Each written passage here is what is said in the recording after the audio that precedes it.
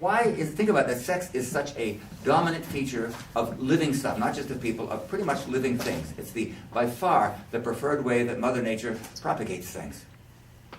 When I'm talking to high school classes especially, I always say, what do you think the purpose behind sex is? Because they, of course, think they know all about it.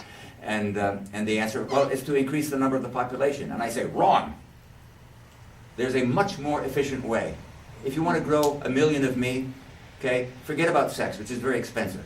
Is take a little fingernail clippings off it and grow a new me out of that. Cloning, asexual, vegetative propagation. It's vastly more efficient.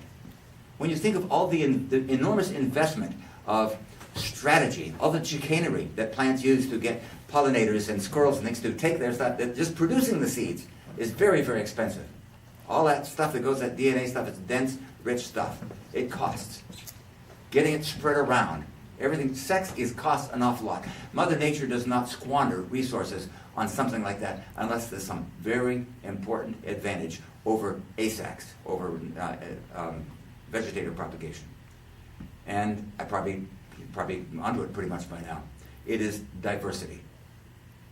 Vegetative propagation, if you take my fingernail cuttings and grow out 100 new Will Bonsalls, they're all going to be Will Bonsall, for better or worse. For better or worse. Whatever strength I've got is there. Whatever weakness I've got is there. And sooner or later you come to some situation, even if I were a Superman, I'm not perfect, I would come to some situation somewhere in life where, life throws something at me that I'm weak at, that I'm going to succumb. We need a lot of choices.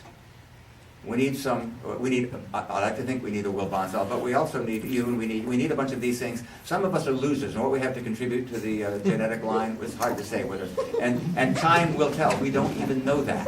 How valuable, yeah, we are, just face it. We have our strengths and we have our weaknesses. And so the main way to respond to all the vagaries of weather, climate, disease, the whole evolutionary process, is we have to evolve ourselves. And that's what sex gives us, diversity.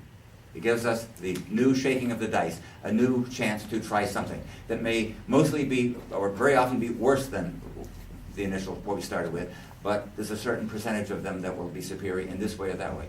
It's a crapshoot. It's an ongoing, relatively random thing. But the events are not random, of course, by natural selection.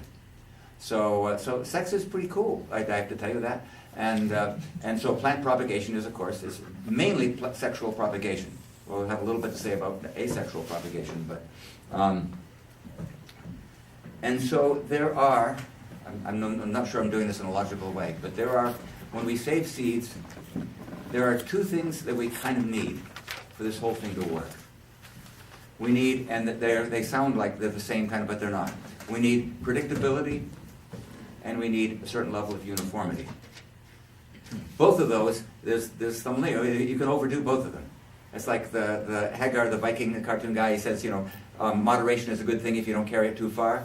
We need plants to be uniform enough so that you don't want to plant popcorn, you don't want to plant some sweet corn in your garden and find it's crossed up with popcorn and the stuff is, the sweet corn is tough and cobby, and the popcorn on the other hand won't pop.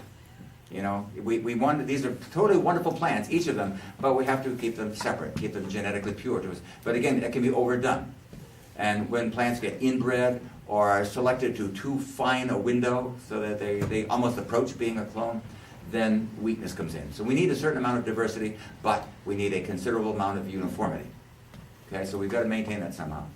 And predictability. When you plant a beet seed, you want to know you're going to get a beet and not chard, because they're the same species. We see them as two different vegetables. They see each other as bed partners.